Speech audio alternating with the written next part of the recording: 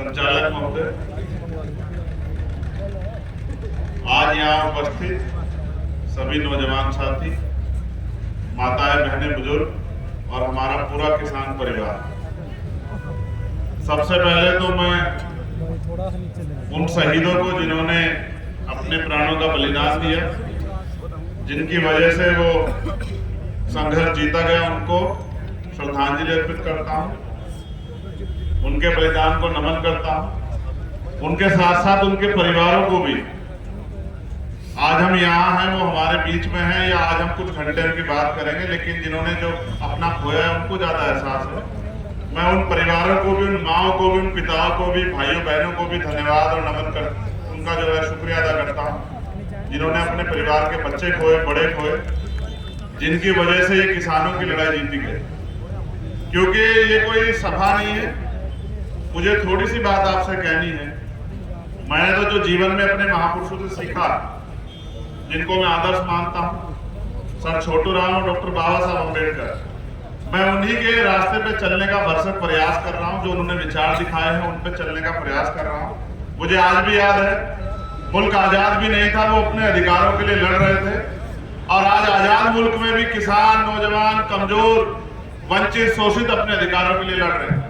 ना महिलाएं सुरक्षित हैं, ना जवानी सुरक्षित है, ना किसान है, ना मजदूर। और मुझे लगता नहीं कि अभी ये दिन बहुत नजदीक है कि एक ऐसा समाज बनेगा जो भाईचारे पर आधारित समाज, लेकिन जहां लोग बांटने का प्रयास कर रहे हैं, हम लोग जोड़ने का प्रयास कर रहे हैं। मैं ये मानता हूं, किसी भी देश को अगर गुलाम बनाना हो तो दो चीजों पे कब्जा करना बहुत जरूरी होता है। पहला, उसके बिजनेस पे। अंग्रेज जब इस देश में आए तो उन्होंने इस देश के बिजनेस पे कब्जा किया, और धीरे धीरे हम उनके अधीन होते चले गए। और दूसरा, उस देश की सेना पे। अंग्रेजों ने यही की सेना को हमारे खिलाफ खड़ी करके हमारे लोगों का शोषण किया। आज की सरकार जो केंद्र में बैठी है, भारतीय जनता पार्टी, उसने भी चंद पूंजीपतियों के हाथ में देश का सारा बिजनेस दे दिया। ऐसा दिन आएगा देश में कि आपको रोटी के लिए भी, जो पैदा आप जिस अन्न को करते हो, जिसके लिए आप मेहनत करते हो, दिन रात अपना परिवार नहीं देखते, सुख दुख नहीं देखते, चैन नहीं देखते, उस आटे को भी आपको उनके गोदामों से खरीदना पड़ेगा, उनके बड़े बड़े स्टोरों से खरीदना पड़ेगा। दूध की बोतल से लेके और दूध तक आपको वहीं से मिलेगा, आप उनके ऊपर अधीन हो जाओगे। इसलिए आज अडानी, अंबानी और तमाम ताकतों को मजबूत किया जा रहा है। सारे विरोध के बाद प्रधानमंत्री उनका साथ छोड़ने को राजी नहीं।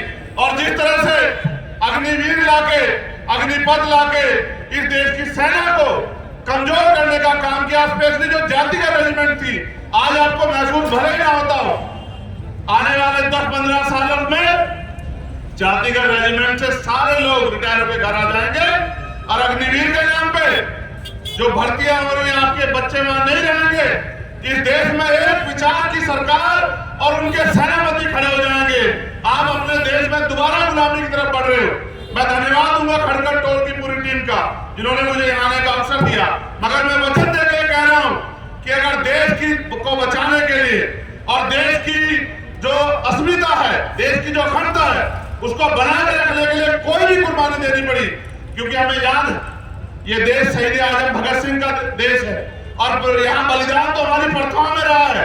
जिन्होंने हफ्ते हफ्ते फांसी के फंदे चुमे, हम उनकी संतानें, हम अपने देश की विरासत को, अपनी अखंडता को, अपने भाईचारों को बचाने के लिए अगर कोई भी कीमत चुकानी पड़ी, उसको चुकाएंगे।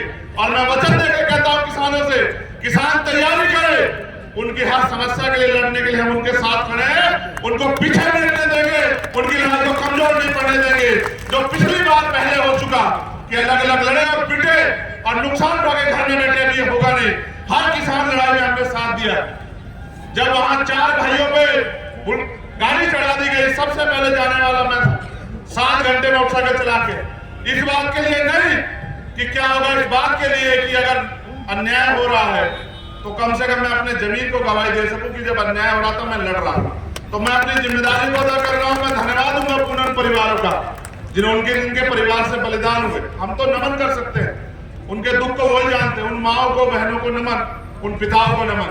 और अगर आगे बलिदान देना पड़ा तो आपको खड़ा होना चाहिए, क्योंकि बिना शहादत के, बिना बलिदान के कुछ बचने वाला नहीं। बहुत बहुत धन्यवाद। आप सबके लिए बहुत बहुत मंगल कामनाएं। इस भाईचारे को बना के रखो, ये भाईचारा ही दुश्मन को हराएगा। ये भाईचारा दुश्मन के दांत खट्टे करेगा और यही भाईचारा इनको यहां से देश की सत्ता से भी उखाड़ के फेंकेगा। बहुत बहुत धन्यवाद। जय भीम, जय भारत।